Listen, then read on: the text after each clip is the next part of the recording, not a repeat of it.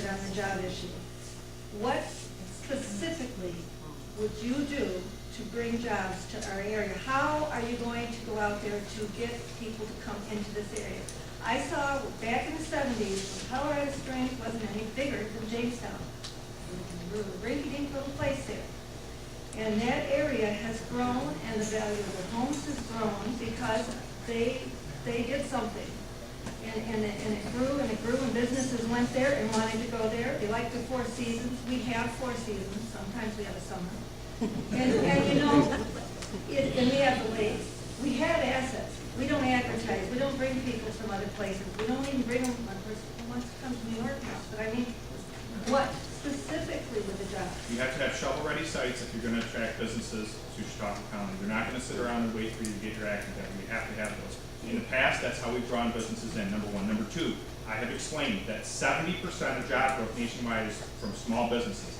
And if you go out and develop small business startups, that's where you'll see a great deal of job growth. Now, let me give you an example.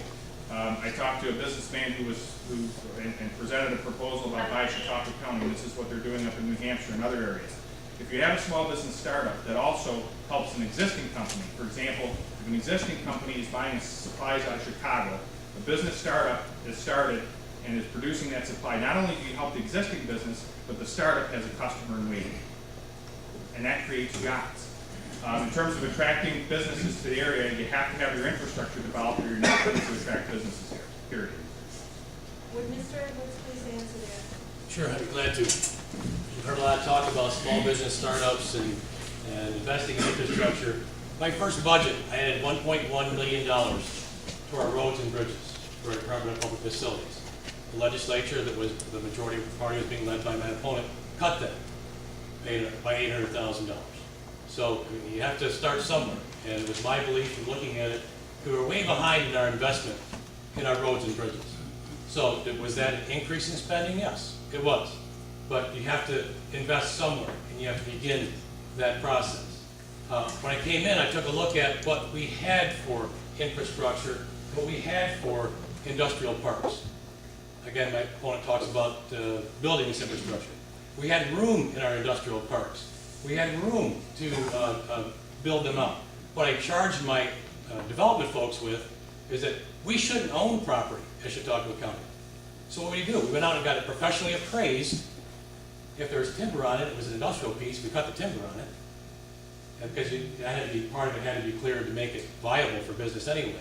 And where are we 4 years later? Well, let me tell you, Chadwick Bay Industrial Park is virtually full of new business and that has been sold. When we came in, I was told, if you folks know where Stoneman Park is, it was an industrial park on Hunt Road, just before you get to the tracks. We were told by the professionals then that you could never build on that property. Stop looking at it, you couldn't build on it, it's too steep. You might have driven by there recently, seen the brand new brewery that's been built there, growing and expanding that local business. You might notice that we have a road, we purchased 8 acres, or was it 15 or 8, I forget the exact number, so we can attach that industrial park right to Cummins, because we already have businesses that want to come and co-locate with Cummins. This isn't something new, this is something we've been working on. And prior to the economic recession in October, the international recession, we had a business that wanted to put 3 new opportunities right there in that already existing infrastructure delivered park. So that wasn't more investment, that was just taking advantage of what you have. My opponent talks about you have to build shovel-ready sites. Well, here's a fact. To build a shovel-ready site, just to acquire the land, is about $800,000.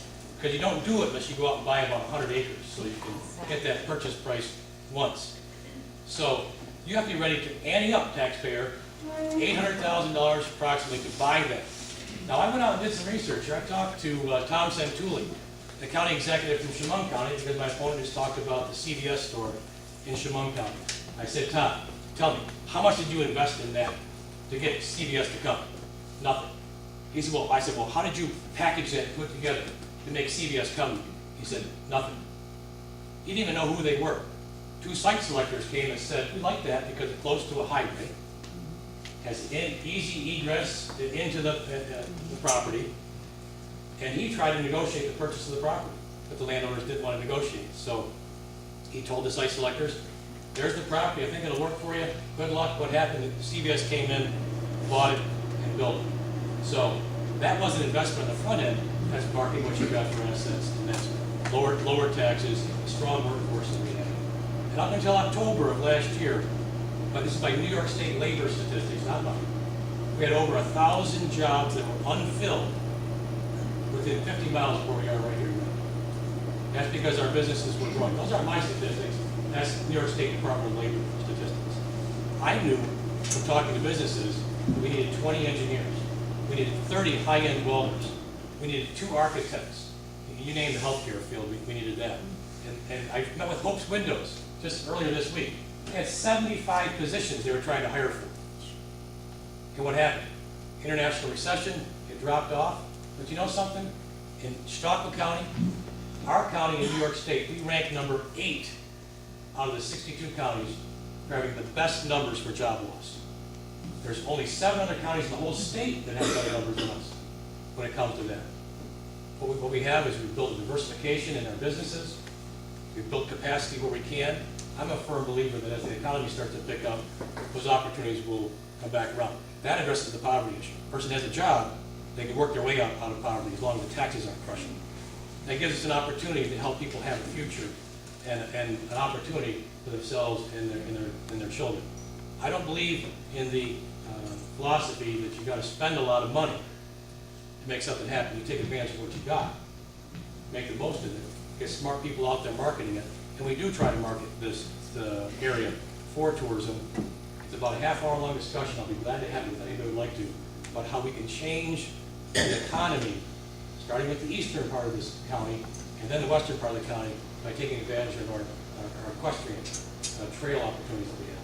That's a real opportunity, that's real economics that help people save their farms, save their green space, and increase that tax base that we were just talking about. You've got to get up with a bigger tax base. Those things will do what I've been working with economic development professionals. I met with the president of the New York State Horse Council. We've been working with the DEC, setting up all these pieces. I don't do a lot of pre-release stuff. I just work and then try and bring development opportunities. Well, I'm glad to give you those sorts of details. That addresses, I think, all of those issues. Work with what you've got, spend less money, and help things grow. I'd like to just address it.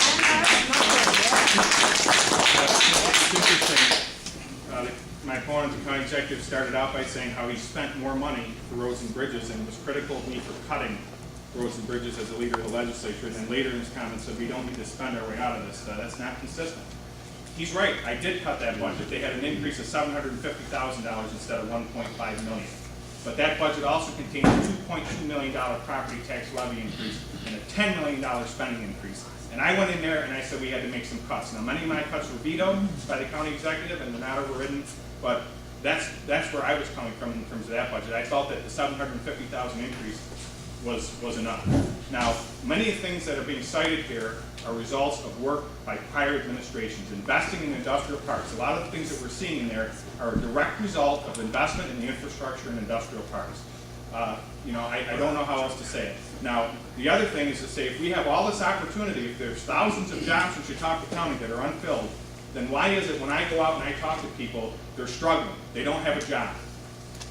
I don't understand it. Now, we started out this campaign, my opponent said that we have had record economic success in the last 4 years and we've had tremendous job growth.